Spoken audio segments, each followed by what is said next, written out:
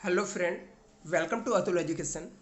जैसे कि फ्रेंड आप लोग को पता है कि हम लोग ने जीएसटी के जो भी मोस्ट इम्पॉर्टेंट एमसीक्यू है, लास्ट की प्रीवियस ईयर के कुछ एग्जाम में आए हुए एमसीक्यू है, चाहे वो आईसीडब्ल्यूएस सीएस या किसी भी एग्जाम में या टीवाई बीकॉम एमकॉम कहीं पे भी आए हुए जो भी ऑब्जेक्टिव इंपॉर्टेंस ऑब्जेक्टिव क्वेश्चन है वो सब हम लोग कर रहे हैं। इससे पहले मैंने एक लेक्चर अपलोड किया था और मुझे उम्मीद है कि आप लोगों ने फर्स्ट वाले लेक्चर को पूरा कंप्लीट देखा रहेगा।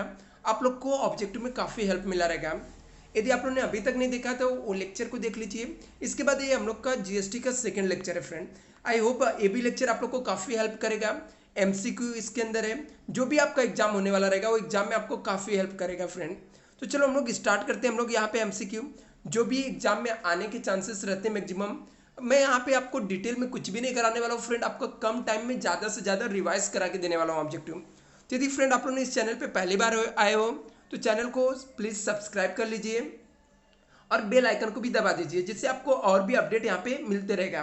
तो चलो फ्रेंड हम लोग स्टार्ट करते हैं। सबसे फर्स्ट ऑब्जेक्टिव यहाँ पे लिखा है construction of complex building civil structure और the part of thereof including the complex building intend to for the sale of buyers wholly or partly except where the has entire consideration has been received after issuing the completion certificate where the required by the complete authority after the first occupation, whichever the earlier the purpose of the tax liability under the CGST Act 2070 shall be treated the supply। तो हम लोग इसकी कौन से क्या trade करेंगे, हम लोग गुड्स ट्रेड करेंगे, सप्लाई ट्रेड करेंगे।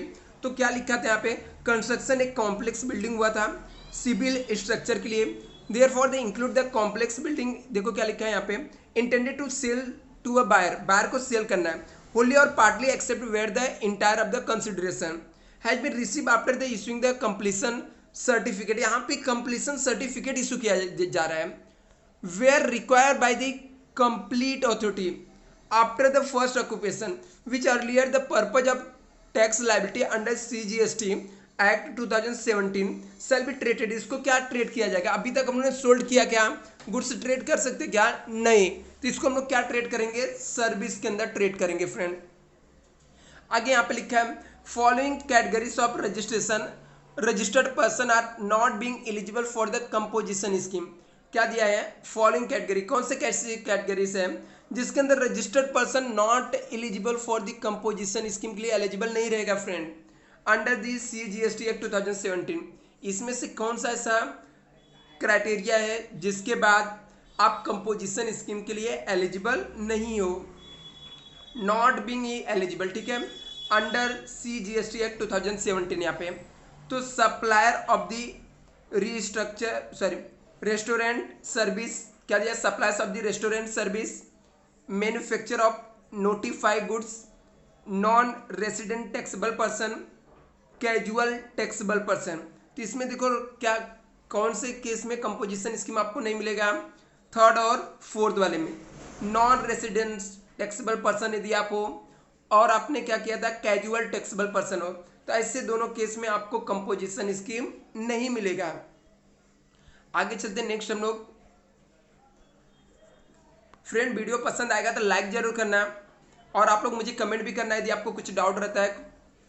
Section 2 subsection 62 the CGST act 2070 specify input tax relation to registered person to mean, देखो, mean the central tax, state tax, integrated tax, union territory tax, charges on any supply of goods or services both and also include, क्या क्या और include है इसमें दिया है, क्या दिया है, सेक्शन 2 सबसेक्शन 62 के अंडर में CGST act 2070 specific input tax relation registration person mean the central, बोलता जो सेक्शन 2 है सबसेक्शन 62 CGST एक्ट 2017 में स्पेसिफाई किया है इनपुट टैक्स रिलेशन है रजिस्टर्ड पर्सन, कौन से रजिस्टर्ड पर्सन मीन सेंटर जो mean central tax, state tax, integrated tax और union territory tax, charges any supply of goods और सर्विसेज और बोथ एंड ऑल्सो इंक्लूड, और क्या इंक्लूड है इसके अंदर, तो इसके में देखो क्या दिया है यहाँ पे, integrated goods and services tax charges import goods tax under the provision of this section 9 subsection 3 9 subsection 4 tax paid under the composition levy tax under the union territory goods and services tax all of the above.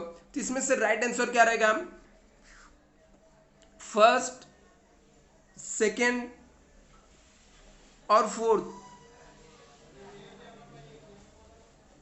देखो क्या लिखा है यहाँ पे, सब actually में इसका answer तो ऑल ऑफ द अबव 4 ही हो जा रहा है, ठीक है।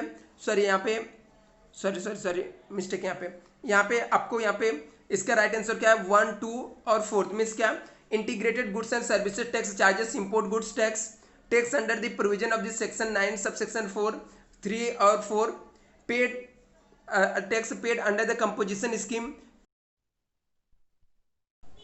तो फ्रेंड यहाँ पे क्या लिखा है, Mister Pankaj Delhi supply goods to Mister Krishna of the Delhi 1 lakhs। Mister Pankaj ने क्या किया, सप्लाई किया गुड्स किसको, कृष्णा को, Delhi 1 lakh on which the total GST was charges 12%। Total GST कितना चार्ज किया, 12%। Mister Krishna after the purchase of the goods at 20% margin on cost and sold entire goods to Mister Ravi Delhi. उन्होंने क्या कर दिया, अपना 20% प्रॉफिट ऐड किया और वापस से सोल्ड कर दिया किसको, रवि को दिल्ली में।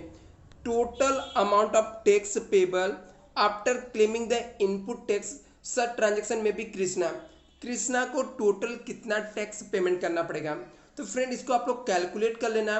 मिस्टर कृष्णा ने किसके पास से, पंकज के पास से परचेस किया 1 लाख का, इसके ऊपर उन्होंने जो जीएसटी पेमेंट किया रहेगा और उसके बाद मार्जिन ऐड करने के बाद जो जीएसटी इन्होंने कलेक्ट किया रहेगा रवि से, जो उन्होंने मान लेते एग्जाम्पल के तौर पे 100 रुपये उन्होंने पेमेंट किया रहेगा और इसमें 70 रुपीज उन्होंने कलेक्ट किया रहेगा, तो इनको सिर्फ टैक्स लायबिलिटी कितना पेबल आएगा, सिर्फ 30 रुपीज आएगा। कितना आएगा, 30 रुपीज आएगा।